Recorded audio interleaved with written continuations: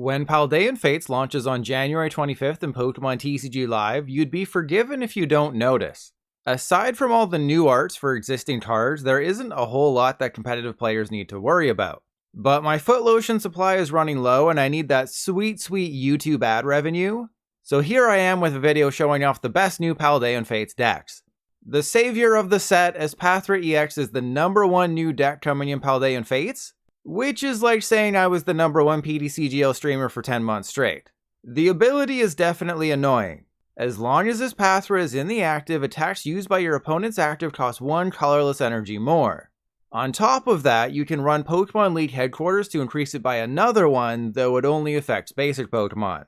Forcing them to attach more energy is absolutely necessary, as Espathra's attack is weak on its own. Psyball does 30 base damage plus 30 more for each energy attached to both actives. Doing some basic math, if you have 3 energy attached to Espathra and your opponent has 3 energy attached to their active, you're dealing 210 damage. That's still not enough to KO things like Atticus or Iron Hands. The benefit of Espathra is that it's a grass type, meaning you hit Roaring Moon EX and Charizard EX for weakness, potentially giving you a positive matchup against those decks. For Roaring Moon, you may want to play Toedscruel EX or Espeon VMAX to protect against Frenzied Gouging, or you can just wait until Mist Energy and March with Temporal Forces. And for Charizard EX, Rigid Band is a good idea, reducing the amount of damage Espathra takes by 30. You can also throw in Cricketune to boost Espathra's HP to 300 since it is a grass type. There's a few different variations you can try, but all of them utilize the Xatu engine to attach energy and draw cards. This is the simplest, focusing more on a fast start than disrupting your opponent. You use Artisan, Fog Crystal, and Play with your balls to get as many basics into play turn 1, with Mew EX and Cleffa acting as your pivots when it comes to charging up Espathra on turn 2 and beyond. In terms of recycling, there's 2 copies of Tulip, though ironically it can't bring back your Espathra EX from the discard pile as it's not a Psychic type. Overall, it doesn't seem that great on paper, but if you're able to hit the right matchups, it will get some wins. Then we have the Toedscruel and Espeon versions, which stop Roaring Moon from using Frenzied Gouging on anybody with energy attached. Espeon is arguably better than Toedscruel since you can attack with it, but it also gives out 3 prizes instead of 2. And even though bench space is extremely limited, 1 copy of Lunatone and Solrock will allow your Rulebox Pokemon to keep their abilities, even if Path to the Peak is in play. And then there's the disruptive build of Espathra with Crushing Hammer and Pokemon League HQ. The strategy is beyond simple. Flip heads on Crushing Hammer, annoy them with the ability in Pokemon League Headquarters, then somehow win. Other options include Practice Studio for 10 extra damage and Crisis Punch to give yourself a huge attack at the end of the game. Or you can just be the most chaotic form of evil and play Espathra with Path to the Peak and Lunatone Solrock, and watch your opponent slowly devolve into madness. Your choice. When I first read Great Tusk EX, I think I had the same reaction as everybody else. This card isn't very good and the ability is far too destructive. But after a little bit of thought, it's still not very good. However, the ability isn't nearly as bad as you might think, the Ancientness is a boost and the attack is huge. While the 4 energy attack cost hurts the Professor Sada's Vitality play, there exists a great partner for Great Tusk, Garchomp EX. Garchomp's attack allows you to deal 160 damage and attach 3 energy from your discard pile to Great Tusk. Since Garchomp can use Path to the Peak effectively, you don't have to worry about Great Tusk's ability destroying your deck. So you just reap the benefits of a Pokemon that can have 310 hit points with an Ancient booster attached and deal 260 damage. Which is unaffected by effects like Mimikyu, I might add. If you do want to play an Ancient-focused build of Great Tusk, this is one of the options. There's definitely room for adjustments, but essentially you just get all of your basics into play turn 1, drop Path, use Turbo Energize to power up your bench Pokemon early, and get more energy on them later with Professor Sada.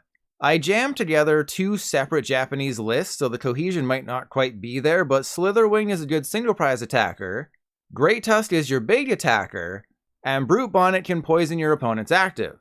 I have very little faith in this build, but why should quality determine if a deck exists or not? And that's it for the truly new decks from Paldean Fates. What a gauntlet, huh? Since I don't want you to be bored for the next 2 months while we wait for rotation and temporal forces, I'll include some updated lists with 1 or 2 new Paldean Fates cards, starting with Lost Box.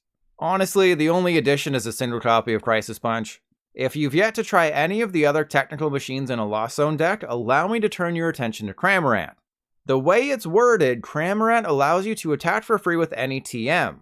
So while you still have to wait until your opponent is at 1 prize card remaining to use Crisis Punch, Cramorant can deal 280 damage for 0 energy at the end of a game. It's an insane combo and gives Lostbox an even more powerful attacker than Radiant Charizard, allowing them to one-shot the likes of Arceus V-Star and Giratina V-Star. As I mentioned in my best cards video, Crisis Punch can slot into pretty much any deck that reliably puts 3 energy on a Pokemon. One really fun idea I saw from Japan is with Reggie. Obviously, there's a good chance you'll end up discarding it at some point with research, but if you manage to keep Crisis Punch in your deck until the end of a game, you give yourself an easy 280 damage attack to end the game. Just like with Crisis Punch, you only need to add 1 copy of Moonlit Hill to your Gardevoir EX deck to improve it. Or don't. Japanese players seem split on whether it's actually useful or not. The effect of Moonlit Hill is straightforward. Discard a Psychic Energy from your hand, heal 30 damage from all of your Pokemon. It's helpful in boosting the damage someone like Baby Gardevoir or Zacian V can deal, though it's less useful when it comes to Screamtail. Moonlit Hill provides a minor variation to a deck that will be decimated by rotation, yet somehow will still exist, so get your games in while you can. Does Kilowattrel make United Wings better? Marginally. Putting 1 copy of Wattrel's Evolution gives you somebody who can snipe up to 110 damage on your opponent's bench, all for a single energy. Unfortunately, it doesn't matter how many birds you get stoned at once, there's no saving United Wangs in this format. Still, why not whack off a bit if you're bored, right? I'll be doing a Temporal Forces preview video soon highlighting just how much better Atticus gets with Dangerous Jungle, but for now, Atticus can help improve Cloth Electrode. Since you already run Brute Bonnet, and Cloth relies so heavily on the poison effect, Atticus slots in nicely, offering up an insane Shuffle Draw 7 provided your opponent's active is poisoned. As with the previous few decks, there's no big changes to the list. You just swap out 2 cards for 2 Atticus and play it as you normally would have before Atticus existed. Easy peasy. It'll be a sad day for single prizers when Zoroark rotates in March, but for the last 2 months of its standard legality, it has some new friends. For this build of Zoroark, I added in all the best new Stage 1 attackers, focusing on hitting weaknesses. Camerupt is the best Fire-type attacker, dealing 240 damage for Reversal Energy, though you do have to discard the energy to get the boost. Lantern is the best Lightning attacker, dealing 200 damage for Reversal Energy, and it doesn't discard the energy. And while Donphan isn't the best Fighting-type attacker since the secondary attack stops it from attacking the next turn, the versatility of either milling or doing 160 damage can't be ignored.